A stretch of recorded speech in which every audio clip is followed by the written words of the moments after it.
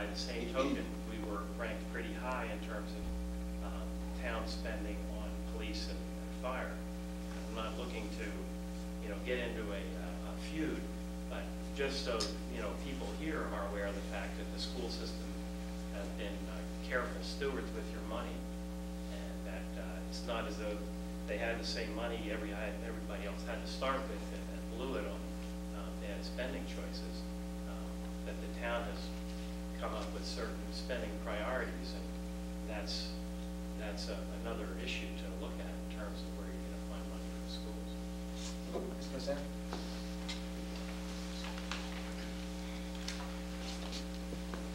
Bob Messeri, I'm chairman of the Board of Selectmen, for those people that don't know me. A little bit of good news, and I'll go back to our board meeting on Monday, a week ago Monday. At that meeting, when we finished, we had a roughly a $200,000 gap in closing the status quo budget. And thanks to Representative Joan and probably Stanford Children and those people that have been pounding on our legislators' doorsteps, Mr. Jones announced that the lottery portion of the state funding that was cut by the governor on a conditional basis of closing on his casino bill will be restored by the legislature, whether or not the casino bill is passed. And Brad has encouraged the board to utilize that money. That, with some additional money that our town finance director has come up with, balanced and reached the status quo budget. We haven't taken a formal vote on that, but there was a general consensus at last Monday's meeting that, in fact, the board could support those changes. Additionally, I've asked the board to look to fund above the status quo to the tune of a minimum of about $350,000. Minimum. And we will be debating that and making a decision on that Wednesday evening. I invite everyone to our meeting, including our school principals and administrators who have clearly demonstrated a passionate need for these resources. By the way, the board is in support of an override budget, or the $800,000 budget. The concern is that, as we faced last year, even being in support of it doesn't guarantee that that budget would be passed. And therefore, we're trying hard to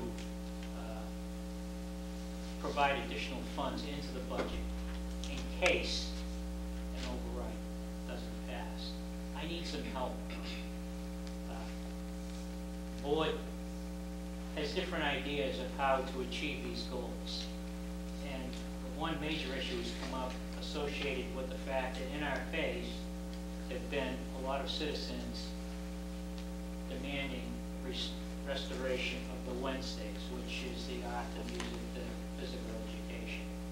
And from a board point of view, a couple of board members are concerned about if in fact we come up with this money, will it be directed to that? And of course, we had a discussion at a finance team meeting about the board's right to tell the school committee what to do, and I'm not trying to do that. But I do need to close this issue. I need from the superintendent or the school committee a prioritization of the items in the $800,000 budget. What would be the school's preference associated with, if you had $350,000, I think would be a question I would ask, what would be the first priorities to use that money? I need that information in order to come to closure Wednesday night. With respect to the question of what $800,000 would be to the tax rate, I'm really stepping up because I don't know the numbers at this point. We'll have them for Wednesday night, but I did a rough calculation saying there's about 4,000 households, and if everyone got the same tax bill, it's a little over $200. It's going to be a little less than that because I haven't taken into account the business tax flow, but it's in that range. Thank you.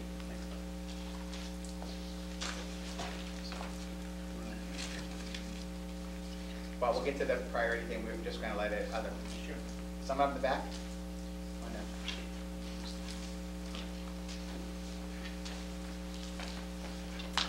Hi, thank you. My name is Khadija Gurkides, and I have 2 children in the elementary school in North Reading.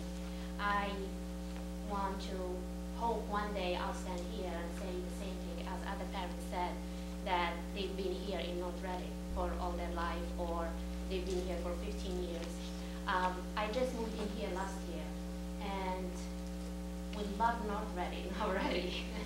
We love the schools, and our children love the schools. And I remember my kids getting off the bus the first couple weeks of the school, and very, very happy. And Mom, thank you so much for making our dream come true.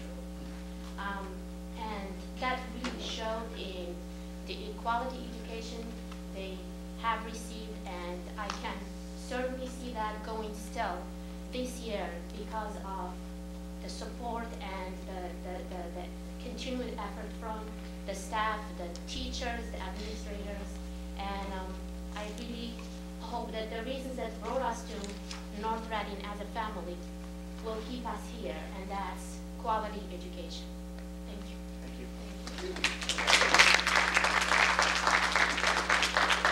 Someone back there have a hand up? Come on up, please. Mike Hearn, a new resident, been here just short of a year. Could you just state name, please? Josh Greenstein. Thanks. I've been here just short of a year, and right after we got here, we found out about the shortened Wednesdays and tried to figure out exactly what that meant for us. And for those people who said it would be roughly $200 for the override per household. In my extra daycare, it probably cost me an extra $100 a week. So if you calculate that over the course of an entire year, if anyone's listening outside of here watching on TV, trust me, $200 is nothing. And that's really all I have to say. Thank you.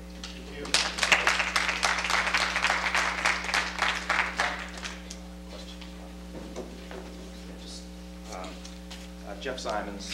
I did not go to high school at North Reading High School. My high school was quite inferior in that picture. Yes. I was a teacher. That's correct. But my high school, I can't speak to that at the moment.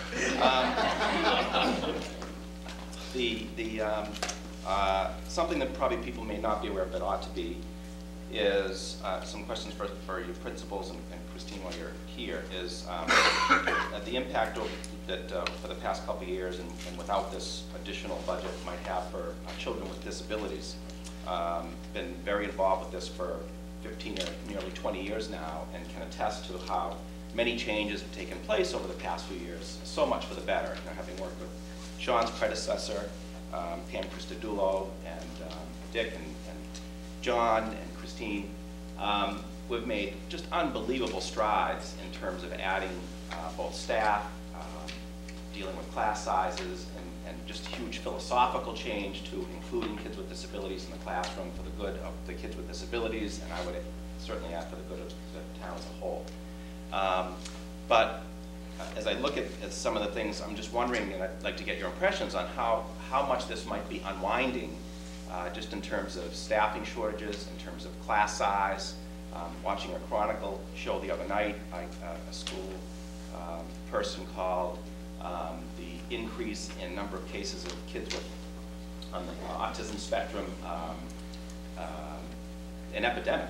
I mean, you know, just numbers from 1 in 1,500 to 1 in 100 boys or something like that. It's just unbelievable. And so you're talking about teachers that may well have, you know, 5, 6, 7 children per classroom on ed plans.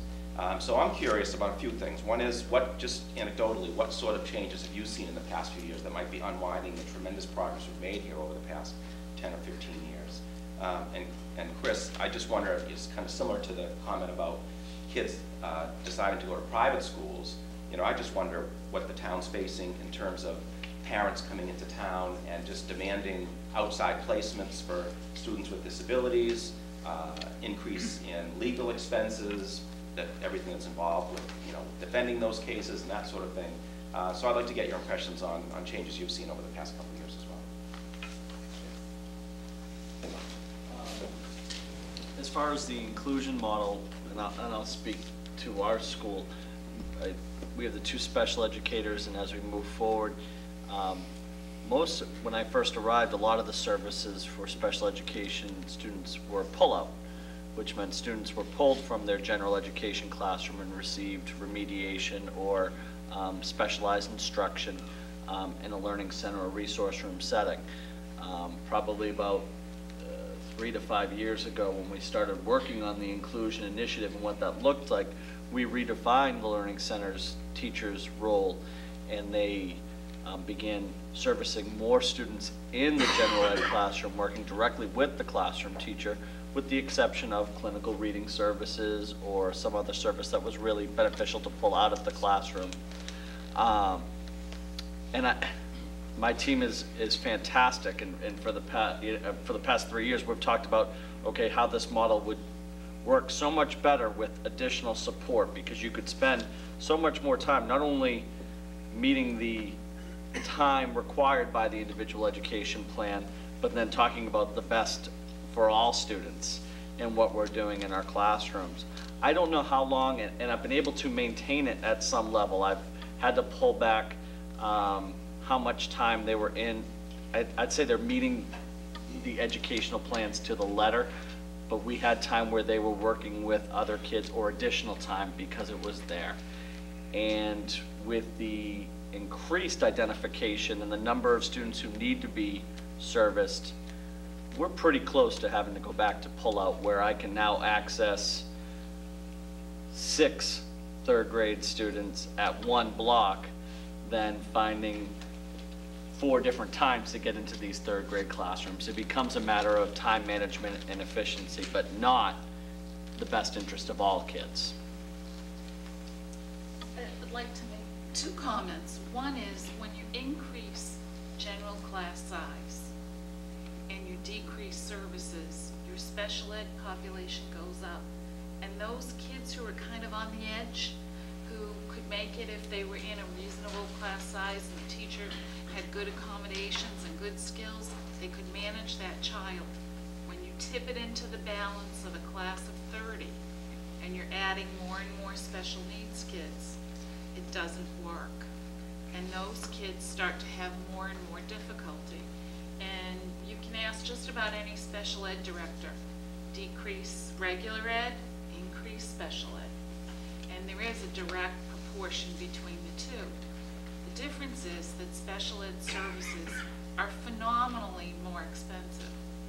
And the minute that a child needs to leave this district, you can anticipate a minimum tuition of $30,000 and minimum transportation of $5,000. And that increases to about $100,000 and transportation of $65,000 for one student. So the minute you leave the district, you are incurring huge fees, and it is always both in our best interest financially and in the best interest of children to be educated in their home community whenever possible. And so you really need to keep that in mind. And as our regular ed services decrease, parents of special needs children will be seeking what is called unilateral placements. They take their child out of the district and they send me a letter saying, please pay the bill. And that incurs huge court fees, and we get into a legal battle, and that can be upwards of $200,000 for one student. So these are all pragmatic things that we have to decide and really impact regular education, because that money has to come from the town when we get into those kinds of battles.